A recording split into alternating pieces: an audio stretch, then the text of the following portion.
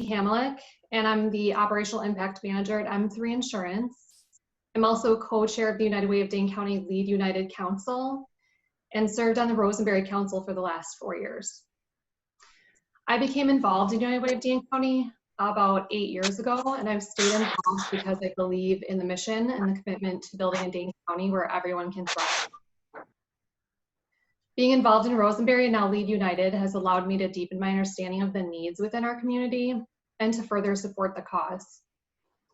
I've also been able to stretch my skills as a leader, and I've expanded my network to so many great business and community leaders in the county. Before we get started, I want to cover a couple of items about our roundtable today. You will all be muted during the presentation. If you have any questions, please ask them in the chat. If we don't have a chance to answer all of them today, we'll follow up by email. We recommend viewing in speaker view, which will spotlight the individual talking. And we are recording this presentation and we'll make it available online later this week. As for our agenda, first I'm going to provide a brief overview of Lead United, and then we'll get into the Q&A with Renee and Paul to get their take on the impact of racial equity and the coronavirus pandemic in Dane County. After that, we'll share how you can get involved. So Lead United was formed in 2020 and is rooted in former United Way of Dane County donor networks, Rosenberry Society and Key Club. Together as Lead United, we've created a simplified structure and clarified our purpose, and we're leveraging lessons learned from seeing the power of peer-to-peer connection and offering more compelling events. One of our goals in creating Lead United was to remove barriers such as age restrictions and to combine the efforts of both groups into one unified, inclusive network of donors. Everyone is welcome, and we encourage you all to join us. Membership is automatic with a minimum gift of just $1 a day. When you're part of Lead United, you'll create measurable change by raising essential funds to help tackle Dane County's toughest issues in the areas of education, income, and health, the building blocks of well-being. You'll learn about the root causes of our community's most critical issues and the work being done to address them, like this event today. You'll have the opportunity to develop leadership skills and to connect with business and community leaders through networking and philanthropy. As we continue to develop Lead United, we would like to ensure that we're offering the benefits that our members want. So after today's event, you'll have the opportunity to share feedback, learn more about Lead United, and join the cause. Here are some examples of the impact your $1 a day can have on our community. 72 meals for an individual experiencing homelessness, or 146 bus tickets to support an individual in seeking employment, or 15 cases of diapers for families utilizing homeless shelter services. These are all efforts that support the mission of United Way of Dane County in working together with our local nonprofits to have a community where everyone can succeed in school, work, and life. With that, I'll turn it over to my friend Jessica Wagner for the Q&A. Thank you, Lindsay. I am Jessica Wagner, and I am a deposit fraud investigator with UW Credit Union. And I also have been a member of the Lead United Council for the past 3 years. I value United Way and all they are doing for our community during hard times. They develop resources, advocate, and connect people through a variety of different channels. They've made me more aware to problems facing our community and have shown me how I can be part of the solution. Through Lead United, I've developed relationships with other like-minded individuals and have become more active with volunteerism because of that. They've shown me what it means to have the power of many working for one. It is my honor to now welcome our speakers today, Mr. Paul Kundert, who is the President and CEO of UW Credit Union and the 2020 campaign chair. Hey, everyone. And Ms. Renee Moe, who is the President and CEO of the United Way of Dane County. Hi, everyone. Thank you so much for being here. Thank you, you too. And today we have collected questions in advance from our attendees related to the coronavirus pandemic, as well as racial equity. Our first question today is, how has United Way of Dane County taken action to support our community during the coronavirus pandemic? And what are the biggest areas of need? Thank you. And I want to thank Lindsay and Jessica also, as well as all the other Lead United volunteers. And so many of you have worked so hard to evolve Rosenberry and Key Club forward. Thank you for your leadership and for bringing great content like this out to our donors. So really, really grateful for you. So, I'll say this story really started last December. We were seeing a lot of the coronavirus news going on around the globe. And I remember it was a full staff meeting in February when the first COVID-19 case in Dane County was noted. And at that point, we started really scenario planning about what needs to happen. So by the time we got to March and the safer at home order had been announced by the governor, our team was ready to plug back in at home and be ready to go. So that transition, we're so lucky, worked very smoothly. The immediate indicators for us were the 211 calls. So we were able to hear right away, the fear about health. We partnered with public health so we could take some of their coronavirus calls so they could focus more in on contact tracing and other kinds of medical health issues. We were hearing just the uncertainty, the fear. So that was the first indicator. When these kinds of things happen, we knew that with loss of income, there would be immediate needs for food and rent and utilities. So what happens when you have a loss of income or reduced wages? Obviously in the chaos, nobody really knew what was happening, but we knew right away those are the things that are really difficult for people to get when that loss of income happens. We know this because we've been working with poverty, with racial injustice for many, many years. And these issues that the pandemic really brought to light are actually issues that we work on every day. So it was helpful to have that experience and those trusted relationships with nonprofits to get that all online. A big component of asking nonprofits what they needed was reinforcing of that insight around rent, food, utilities, and flexible funds. And so we were able to go to the donor community and the business community who stepped up just brilliantly in partnership with Boys and Girls Club, in partnership with Selfless Ambition. We were to raise over $2 million. And Paul, thank you, UW Credit Union and team for contributing to that, and so many of you on this call. So with those resources, the Boys and Girls Club and Selfless Ambition group was able to distribute right away dollars out to agencies and individuals. And then United Way stood up a committee to be able to also get those funds out around food, housing, and flex funds. So those were the big needs and the big opportunities. We also saw significant need in terms of in-kind contributions, PPE, and worked closely with our governmental, healthcare, and others, school partners to make that happen too. So that's, that was the crux of how we started, and happy to answer more. Thank you.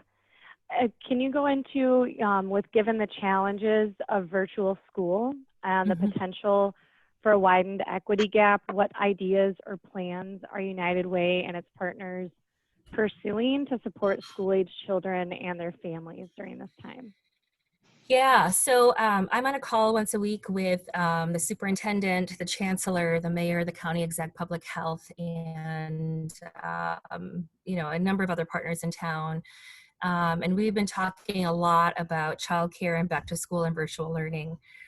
We also have an agency's execs call every 2 weeks, and they of course have been talking about what families need with childcare. And there's a lot of just community energy around that work, with the city taking a lead. If anyone knows Nathan Beck at the city, he's doing a great job wrangling all the different childcare providers. So, we really needed to know what schools were doing first before we could align around all of the childcare. And, one of the conversations that's going on right now is around tutoring support. So how do you get trusted, safe adults working with kids to not only help with childcare, but also with their school learning, so you don't have as many gaps?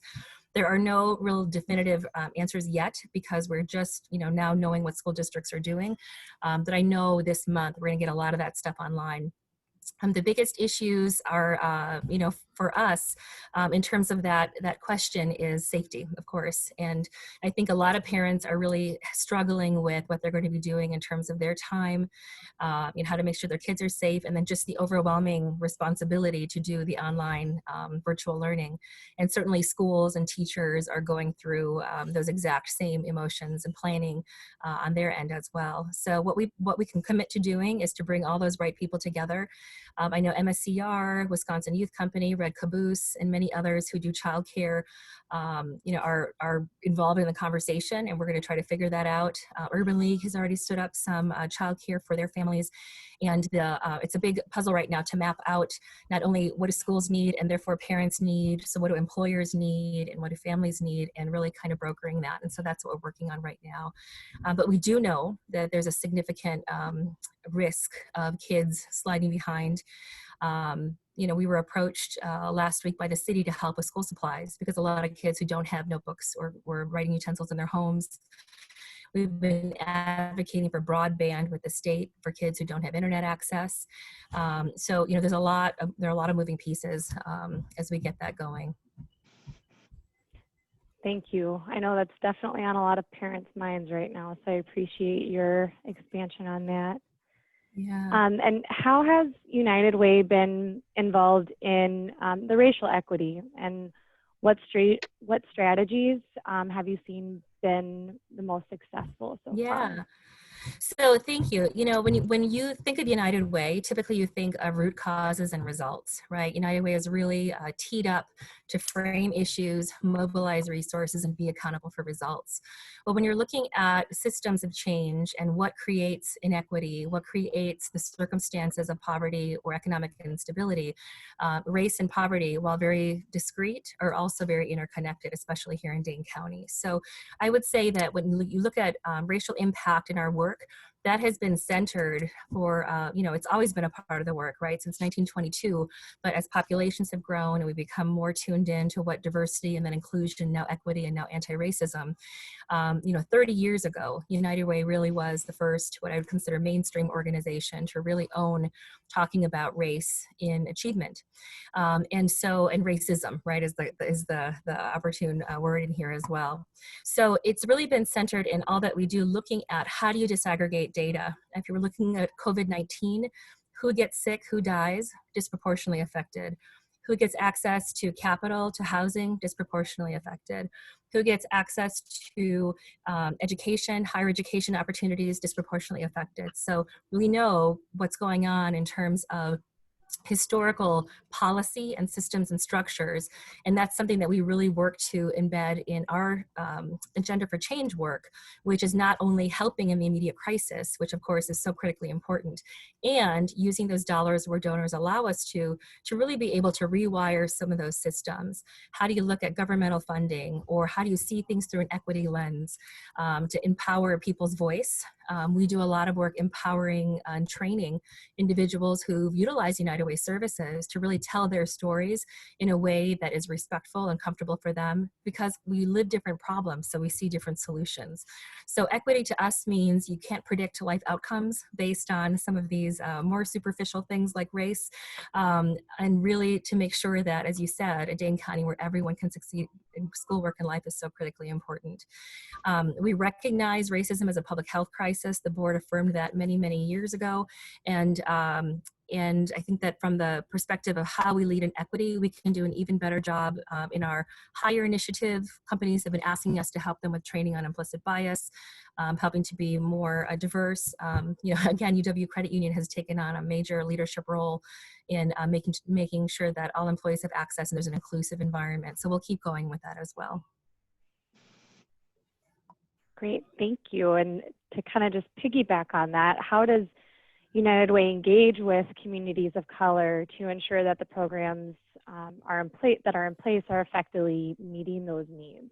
Yeah, so we're a volunteer-led organization. So we do a very comprehensive look at our volunteer composition to make sure that people are at the table. So from a diversity perspective, We want to make sure there's a significant, number of voices so we can get to shared understanding of what the issues are and shared agreement in terms of where we can agree and what we can get done together. So we convene delegations. We do a lot of listening sessions. So one big chunk of that is people who call 211, right? They're letting us know in real time what they need today, this hour. We also have outreach that we do through our delegations process. So we have our Schools of Hope 2.0 delegation right now. Gloria Latson-Billings, who is an expert in curriculum and education. Bill Westrait, who's the president of American Family, they're leading that delegation. Very diverse representative of youth and parents and nonprofits and schools, administrators, teachers, labor, business, to really think through all the different components of how we help kids be most successful. So through those kinds of initiatives, we're always actively listening. The importance of really centering families' voices, centering lived experience, and valuing that just as much as the research, the evidence, and best practice makes for better solutions. And that's something that we're always committed to do. I don't know if you know about this, but United Way and NAACP convened the Law Enforcement Leaders of Color Collaboration. I think this is 2014. And talk about some hard conversations lately. And what we've really done is make sure that law enforcement who are able to engage with policy change and behavior change, and leaders in the community and leading grassroots, grass tops, larger organizations, are able to really hear each other and understand impact of policing on community and community on policing. And so we really don't shy away from those hard intersections, and we really dive right in. We want to come up with the best solutions, the most evidence-based, the most reasonable for all the stakeholders to know how we can move from A to B. And that's how we are able to get those voices together and use that brilliance from the community to help us make change. Great. This next question I have is a two-part question, and I'm going to ask both Paul and Renee on this one. What can companies do to support or partner with United Way in pursuing racial equity in Dane County? And how can individuals support the racial equity focus through donations or volunteering? I don't know if Paul, if you want to grab that first, and then we'll go to Renee.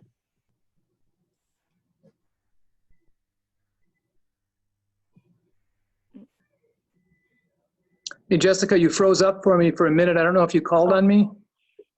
I did. Okay, sorry about that. I was That's okay. I lost you for a moment, but everything came back. I do think there's a growing sense that the corporate community has to shoulder more of the burden for advancing anti-racism. One of the great things about United Way and their portfolio is the trusted relationships they have with corporate leaders and a lot of the leading employers in the area. But when I look at the issue of equity, income is a huge part of it. Mm-hmm. And I think employers need to go to work on themselves, and I'm encouraged by what I'm seeing in terms of employers doing that. But how do you eliminate barriers to have a more diverse hiring pool? And then what kind of advancement opportunities do you provide to people? But it really starts with making sure that you have family supporting wages available. And one of the examples I'd give, I think Renee just touched on, is the United Way's Hire Initiative. We're involved with that, where you're helping folks complete education and gain skills, and then you gain the commitment of employers to employ people in positions paying at least $15 an hour. And to me, that's a great example of what we need to be doing in addition to straight up philanthropy, which a lot of companies, and as you know, are heavily engaged already. But I think more of it has to do with examining our own business practices and barriers within our businesses. That's a great answer, Paul. And I don't know if you've seen UW Credit Union's billboards around or their marketing, but really they have taken a leadership role and voice in this. So it's great to see business leaders championing that, because that really allows other folks to have permission to engage in the work too. So I think that what companies can do in partner is to continue to really invest in solutions. I think there is and I understand this. People want to give, and they want to, feel so close to where they're giving. They want to see the result. They want to have the relationships. And sometimes it feels a bit disconnected with United Way. And so we commit to doing a better job of really sharing impact and how that ties back to the donor, especially at the individual employee level. So just really, you could help us by letting other people know that when you invest in a coordinated, strategic, multi-generational approach, you can actually move people from crisis to self-sufficiency, and you can actually work on some of the systemic barriers that are really underpinning what creates that instability in our community. And just that difference between that immediate help, again, which is so critically important, especially right now, and looking at that longer term systems change to make sure that more people do have wages that can afford a living wage, or that can afford life costs. We're doing a lot of work to actually get more affordable housing inventory built. We started with landlords and property managers to say, hey, these might be higher risk families. United Way and the agencies that we partner with vouch for them. To be able to navigate unjust systems while we're trying to change the systems and actually build up more workforce housing, more affordable housing. Those are the kinds of things that we can do. And that partnership with business and other donors is fantastic. The volunteering part of the question, I can take that part. We have volunteertime.org. We have a business volunteer network, and we are really trying to tune in even more to what agencies are looking for, projects that are perhaps episodic, that are great team builders, but also longer term projects that can really move the needle in terms of mentoring or tutoring or some of those other pieces that really need a longer term sustained relationship. Also skills-based volunteering, right? American Family just offered up some of their marketing team to help us with some design. Those are the kinds of things that help us really think through how we can expand our impact and get more people more involved. So volunteering is very, very important. For the COVID-19 response, most of the Meals on Wheels volunteers were elderly. And so as older adults were in the highest risk category, we didn't need them out and about delivering food. So we were able to go to our business volunteer network and, for example, activate a number of EPIC employees. There were games companies who were donating games so that Big Brothers Big Sisters could get them out and distributed to their families. So these are the kinds of things that if folks can look to the nonprofit sector and United Way to help articulate more clearly, here are the needs that exist, and then to match them to donors and businesses, that's really where the magic happens. Thank you. For Paul, I'm interested in, or others are interested in knowing as well, how are you adjusting fundraising efforts and leading companies in virtual or remote campaigns this year? Well, we know we've got a big challenge this year because we need to deliver, the needs have never been greater, and we've got to deliver a successful campaign. So just like most all of our organizations, we are pivoting to focus on digital distribution, and we're pivoting the campaign to work in today's environment. So we are moving forward so that all companies are provided the opportunity to run their campaign completely virtually if that helps. We're also pivoting so that loan executives, who play a huge part in the success of the campaign, are being trained on speaking and being effective in large virtual kickoff meetings and smaller team meetings using Zoom effectively. So recognizing there are new skills that have to be there and effective through our loan executive team. And there's a variety of special events and educational opportunities too for virtual campaigns that are being designed. One thing I'd mention is we're going to have an online simulation that enables participants to navigate the process of making difficult financial choices with limited financial means. So really helping people get tuned into and understand the challenges people face, and that will be virtual. So we're also working up a variety of video content from partner agencies and that can be shared with employees virtually. And we're also working on a virtual trivia game, which can be hosted by a lone executive or the employee campaign manager. So we're pivoting. We're going to make sure that we can run the campaign virtually and be there and hopefully have the kind of success we've enjoyed in the past, if not more. And I do think, most of us are getting comfortable working, communicating over Zoom, and we can leverage that. We'll leverage that to make sure our campaign engages with donors and engages with our partners and educates them about the work we're doing. So I think we're ready. Just like our organizations, we're pivoting. Fantastic. And what is your forecast for the campaign, given this new world we're living in? How do you think the COVID-19 crisis will impact this year's efforts? Well, it will have an impact, and I think some of it you can see will be positive in lift for the campaign. But there are probably some headwinds too that exist because of it, and especially because of the economic downturn that has resulted as a result of the pandemic.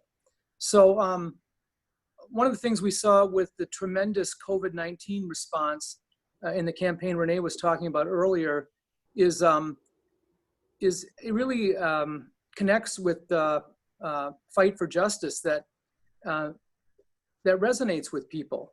And the only way problems get solved is when people come together. So that's exactly what the United Way was built for. And, this is a moment, the United Way, its message cuts through because of, kind of where people are today and the fact that they're listening and tuned in.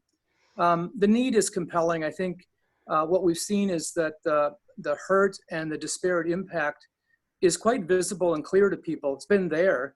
It certainly has existed, but it's unmasked for a lot more people today. And I think when you understand the magnitude of the hurt in the community, I think because of the COVID pandemic, it's all happening to us at the same time. I think people might even be more empathetic and compassionate in their response. There is sometimes a tendency, or people have a worldview that, well, folks have made bad choices. So it may not lead to a compassionate response, but I do think with COVID, the fact that it's happening to all of us, people really see the hurt and the disparate impact, and I think honestly see it's of no fault of anyone's individual, it's just the circumstances they're in. So I think we could expect more compassion and more response because of it. But the economic uncertainty certainly has had an impact in past campaigns. It can affect donors' willingness to make a forward-looking pledge when they may themselves be facing the prospect of furlough or loss of wages. So it's not just corporations that's bottom line might be uncertain. People's own bottom lines may be uncertain. So that could be a challenge for us. I think too, it's always a challenge to get people's attention. And most of the money we raise comes from workplaces, and most employees many are working remotely. So we're not going to have the opportunity for on-site campaign rallies like we've enjoyed in the past. And there probably is a little Zoom fatigue people are feeling out there. But we're going to do the best we can to be effective virtually and to overcome that possible challenge. I think another possible challenge for us too is just, the United Way's approach is so effective because they look deeply at the problems and the root causes, and it's often a complex matrix response that helps move families out of poverty or delivers education or the health needs that people have. And so it's a little more difficult message to talk about and to share than opportunities to give through like a GoFundMe campaign where a specific family or a specific need is held up, and you sort of have line of sight right now to what that money is going to do. But we, of course, we all know the pop-up campaigns are well-intentioned, but they don't necessarily deliver scaled, lasting change. And so that, I think messaging there is something we'll have to be working on. And I'm really pleased by the messaging and the additional digital tools that are being developed to support this year's campaign. Also, thanks to UW Credit Union, I might add. Well, when you chair, you get the you have more visibility into the opportunities, and you know people in your organization that can help with them. So Yay, it's tradition, I think, that's gone on every year. So thank you. So our goal right now is we're hoping to raise $17.8 million. We built that goal around factoring in the economy and these other opportunities and these other challenges. That's we're forecasting a slight decline from what we achieved last year. But we have a whole team of volunteers, 40 plus people working on the campaign cabinet. And we want to make sure we're setting a goal that when we break it down, people can deliver on. You know, we'll hopefully exceed that goal, but we wanted to set a goal that we could have people feel enthusiastic about delivering on and have in their view the tools they need to achieve it. So we're proud of where we've set the goal, but we hope to do better even in the end than the 17.8 million. Perfect. Thank you so much, Paul. I appreciate that. And Renee, to kind of go a little bit further off of that, where is funding needed most right now? Yeah, so right now, when we're talking to the nonprofits and just looking at what families are asking for, flexibility and unrestricted funding is the most important need. And a lot of the agencies are feeling relatively good about cash flow through Q3. They don't really know what Q4, what next year looks like. Most nonprofits have not been able to do fundraising events because we haven't been able to get together. So that is a big hit on the budget, in addition to significant spikes in increase of demand of services.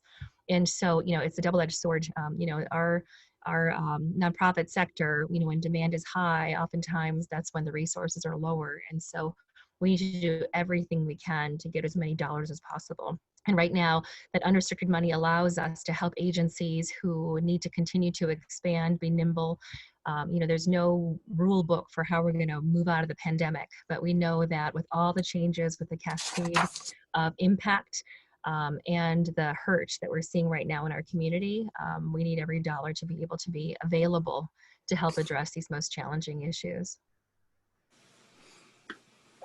And what can we be doing to help in that COVID-19 crisis and racial equity work as a whole in our community? Yeah, well, I mean, I would be irresponsible if I didn't say donate. I mean, really, the heart is there, the systems are there. We often know what works and how to scale it, but the resources aren't there to be able to do that. And, your gifts will be strategically invested in evidence-based, research-based programs and innovative, nimble things that are dealing with stuff that we've never even seen before. We know that in a crisis in long term, it's education, financial stability, including housing, health, including mental health for the long term.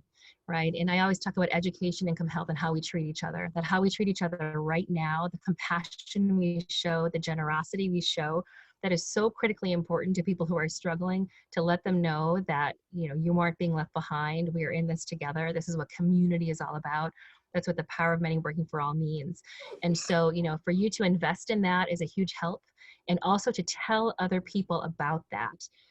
There is so much going on right now, right? And one of the loan executives asked me about compassion fatigue. And I said, we as advocates for this work, including every single one of you on this call, we can't have compassion fatigue, right? We've got to keep going because we need those resources because people are hurting, and we can actually help to bridge here to there. And we can have those resources, and if we can reach our circles and mobilize people's hearts and minds and brains and hands to really do the work it takes for all of us as individuals, organizations, and community to make those changes. Great. Thank you so much, Renee. Last question we've got here today, I do want to direct this to both of you. What do you see as the biggest challenge for leaders in the coming months, as there are so many uncertainties and unknowns that lie ahead? I don't know if Paul, if you want to grab that first, then we'll Okay. go to Renee. Well, these are unprecedented times. None of us have ever experienced anything like this. So, you think of all the different dimensions of leadership, and for right now, I think one characteristic that is hugely important for leaders is just resiliency. Mm-hmm. The ability to recover quickly from challenges, difficulties, setbacks, and get up and move on. And we all love our plans, and but right now, you really have to be able to take in new information quickly and pivot. And just pivot. You don't have time for grieving over the change in your plans. I personally have always had a love for the pursuit of perfection in business and service delivery, but the challenge right now is such that we've got to give a little more love to speed, and a good timely decision right now is better than a slow great decision. And I think I just say I think you just have to be able to, as a leader, admit there are days where it's not clear what we should do. You don't have the information, but I think you should be able to be confident every day in how you should act. Don't know some days what we should do, but every day I know how we should act.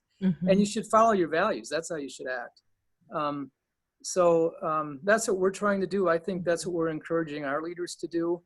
And our values in our organization, like so many great organizations, are about people. And I think they err on the side of people. And I think we'll all come together and have prosperity again on the other side. Yeah, that's so beautifully stated.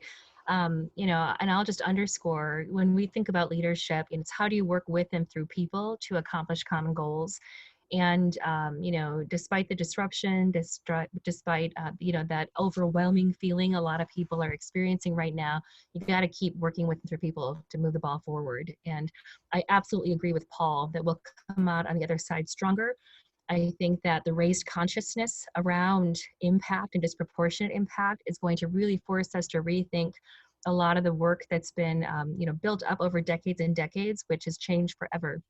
So, hopefully there will be opportunities to really think through building that inclusive economy that works for more folks, to really, look at workforce housing. What does that mean? Housing has become even more important now that they've become also our work sites for many of us. So I think that ongoing innovation and, that belief that we are going to make it through and we're going to make it stronger, and we can't waste this moment to do the right thing for the most people is really what keeps us strong. And from a United Way leadership perspective, one of the things that we're really watching very closely is that nonprofit sector health in terms of keeping people online, making sure that, for us, looking at the root causes and systems change and coordination is going on, and making sure the service capacity is there so that when people do call 211, for example, and they're referred out to an agency, the agency actually has the capacity to provide that helpful service. So those are just a lot of the things that, we're working on, kind of macro leadership, as well as, the health of the sector and what families need. Great. Thank you so very much to both Renee and Paul for the insights and all of the answers that you provided to the questions we had initially put together for the both of you today. It's much appreciated. And we love to take questions from the group. Yeah, Paul, this is Zach with United Way. While people are thinking and typing, we had another one that came in during the registration, and I think maybe starting with you, Paul, would make sense, but it says, how do you create an organizational culture that encourages multiple perspectives and values individual differences? Well, I think that's a great question. And I think that's actually a fundamental challenge to the work that's in front of us. But I do think an element of it involves teaching people. A lot of us that grew up in the Midwest we know white culture, and maybe we don't know what we don't know. And I think employers have an opportunity just to help people through training, to learn what they don't know, to come to appreciate and understand what they didn't. I think that's fundamental to it. I think too, it also involves holding people accountable. You know, diversity and inclusion, equity, and anti-racism in a company is going to produce good results long term, but it also takes an investment in time, and it takes an investment, you know, in the hiring process. You got to invest more in the hiring process to make sure it's inclusive, and your talent pipeline includes diversity. And then I think it's examining the processes for advancement in the organization. It takes an investment. I think you have to do the work. I think you have to hold leaders accountable too for the outcomes. But I do think the investment is well worth it. Not only is it morally right, it's the right thing to do, but it actually produces better business results long term. And so I guess that's how I'd answer that question. Renee, what do you think? I think that's a great answer. I think that, you know, in addition, when you think about the culture of what allows more people to participate, I think that that leadership ownership of saying, hey, that's expected here. You know, we don't need to have monolithic ideas, but to really, you know, everybody has their own life experience and they have their own set of, you know, worldviews that can help make our outputs even stronger. So I think that just, you know, teeing that up for teams to say, if you're feeling like you can't share your voice or you're nervous about sharing your voice, you know, do it anyway. Your voice is important. We need to hear you. And when we come to tension, you know, lean into that and, you know, work through it because we'll come to better outcomes together. I think I'd just add too, employee resource groups have proven to be an excellent way to build community and invite more diversity and to amplify voices in an organization. We've been on that journey a few years here and seen tremendous impact just by amplifying voices in the organization through the employee resource groups. Absolutely. That's a great one. Other questions? Yeah, we did get another one that came through. How can UW, or that's hard when I want to do UWCU and UWDC. How can United Way of Dane County make more opportunities for discussions on racial inequity in our community? Yeah, we're talking a lot about that right now, and we are committed to doing so. I think that right now there are a lot of Black-led groups who are wanting to facilitate those conversations. So we want to really be respectful too and make sure that you know, we're not trying to jump into a space where others are leading. The other thing though is I think with our constituents, so all of you, for example, with Lead United, Women United is having an event coming up September 30th, talking about education and equity. We have done 2 CEO roundtables talking specifically about race with Dr. Alex G. We have a CEO summit coming up, and we're really owning that opportunity to have more conversations about race and racial impact and how to be anti-racist. And so more to come. We've been really focused in on just the COVID-19 response and, you know, getting the campaign virtual and digital, but there is that drumbeat of work that's coming. We're going to start it with the higher employers because they've been folks, you know, working together as a cohort, about 60 or so businesses and agencies. And we do have best practices for hiring, onboarding, so many of the great best practices that Paul just mentioned. And so we're thinking about how do we scale that more to other businesses, to other donor groups who really want to have these conversations. You know, something as, you know, simple and complex, our board ad hoc equity committee, which was started, you know, way before the emerging civil rights movement that has really sparked up. You know, they said, well, let's over the summer, why don't we do a couple of books? And, you know, so they read How to Be Anti-Racist by Dr. Kendi, coming up as White Fragility. And so even in those smaller groups, to facilitate that chance to have conversations, people have been very interested in that. And so we'll lean into that, partner with the appropriate agencies, and make sure that we're continuing to do our part to help lift up so that our donors, our volunteers, our agency partners, and certainly ourselves and me as a leader, we're all doing what we can to help build toward that vision that we all aspire to. Great. And we do have a couple, oh, sorry, go ahead. I was going to say I had a quick question, but I also wanted to piggyback on Renee's. I actually went to a community conversation sponsored by Local Voices Network Yeah. and United Way. And that was a really powerful way to engage with other communities of people that don't look like me or talk like me or think like me. Yeah. So lvn.org has a lot of great community That's conversations coming up. Thank But I had you, Jason, for mentioning that. You Go bet. I ahead. had a quick question for Paul. You talked a lot about, as an employer, how to kind of go head on to the racial disparity situation. As I know that UW is a nonprofit, but how can the for-profit industry or business community really take some of those actions and translate them into consumer-facing behaviors and activities to help address the issues? Well, you mean in terms of business practices or how their businesses interact with and serve the public? Yes, exactly. Yeah.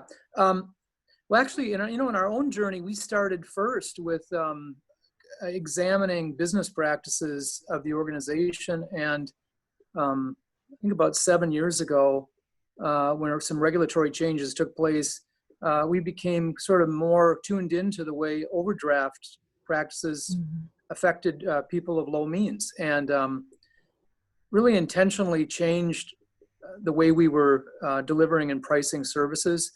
And that led to us really going through our whole business and looking for unintentional biases in terms of the way we priced or delivered products. That was really the beginning of the journey for us.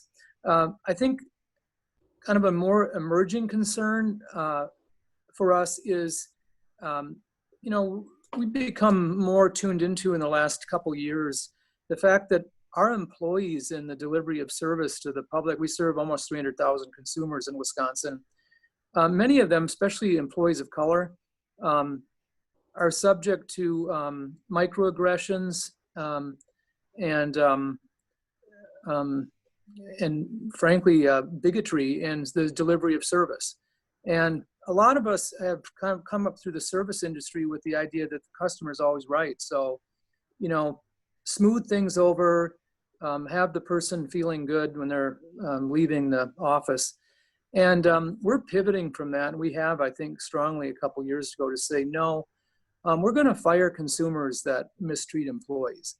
We're not really advancing our organization. We don't want the business of people that would treat our own employees inequitably or in a bigoted way. And I think that's, kind of a search of the literature in the service industries doesn't turn up a lot of discussion of that. And I've really been pleased in the last year or so to be reading more about organizations that are saying, hey, we've tuned into that and that's how we're going to be going forward. We're going to say no to business when it comes to us in a way that's not appropriate. Is that getting at the heart of the question you had? I think so. I think the steps of examining the processes and the practices was probably the first step, right? And then yes. Kind of taking what you learned from that and making decisions to move forward. Yeah, and the second part I was talking about, we really learned from employee resource groups. Our Black African American Employee Resource Group and a focus group told us this is some of what we experienced. And it's like a lot of what we've been seeing this summer. It's always been there, but it hasn't been that visible. Once you see it, you really, I think, feel compelled to do something about it. And so that's what we're trying to do. We're trying to put a stake in the ground and say, we're just not going to enable employees to be subjected to that kind of treatment. Thanks. That was a great question. It was a great question. I see too in the chat. Oh, go ahead. Sorry, I was going to say we have time for probably one more question. And I did want to see if Renee, if you would mind fielding Luke's question. Sure. In regards to the upcoming elections in August and November. Yeah. Is the United Way doing anything to fight voter suppression and or provide education and resources on the use of absentee ballots? Yeah, thanks for that question. So I also want to tack on to Jason, the Local Voices Network. We're engaging with them for a Centennial project. Our Centennial is coming up in 2022, so a lot of listening going on. And then there are other resources. You know, you like that checklist, Jason, on the equity page of United Way's website. I think that's all updated, but you know, it will be if it isn't. So let me just say that I think it is. But so upcoming elections, we've been doing a Vote 2020, really an education campaign. So just, you know, helping people know how to get registered to vote and to vote. It's on our social media. Very similar to the practices we've used for getting the word out about the census and census completion. So we really can activate those systems, communications, and people to help you know, inspire more voting. And it's really just a part of what it means to be a part of a community member. So when we say give, advocate, volunteer, that advocacy is about that knowledge and also about that activation. I also see Cody's question, and I know you're trying to slim this down here, but it's I don't want to miss this one. Considering the heightened stress in our society during the pandemic, how can I help those around me to be more empathic and understanding of others when they have diminished emotional availability themselves? You know, I think that that's such a caring question, and it sounds like Paul might have an answer too.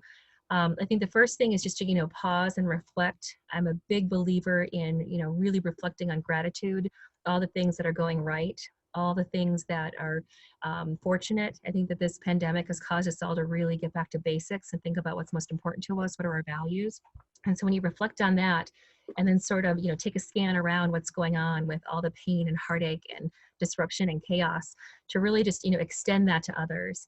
And there's research now that proves what we all know instinctually, which is when you help others, you will feel better.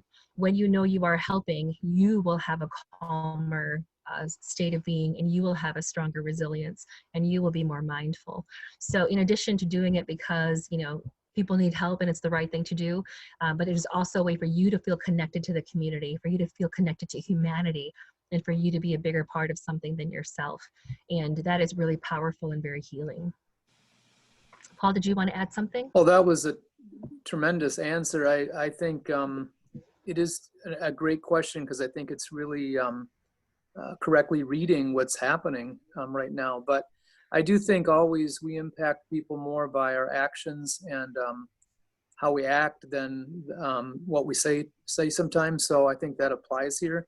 And I do think now, especially in this time, we don't always see what's going on at any given time with people.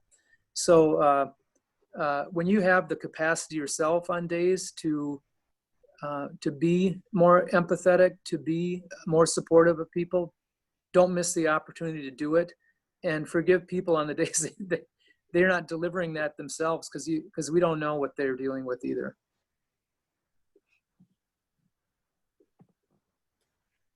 Great.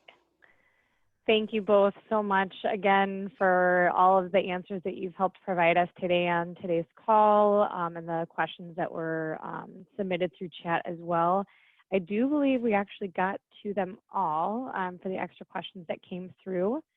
So those are all the questions we have time for today, but if anyone should have questions on the back end, we can follow up via email to provide those answers.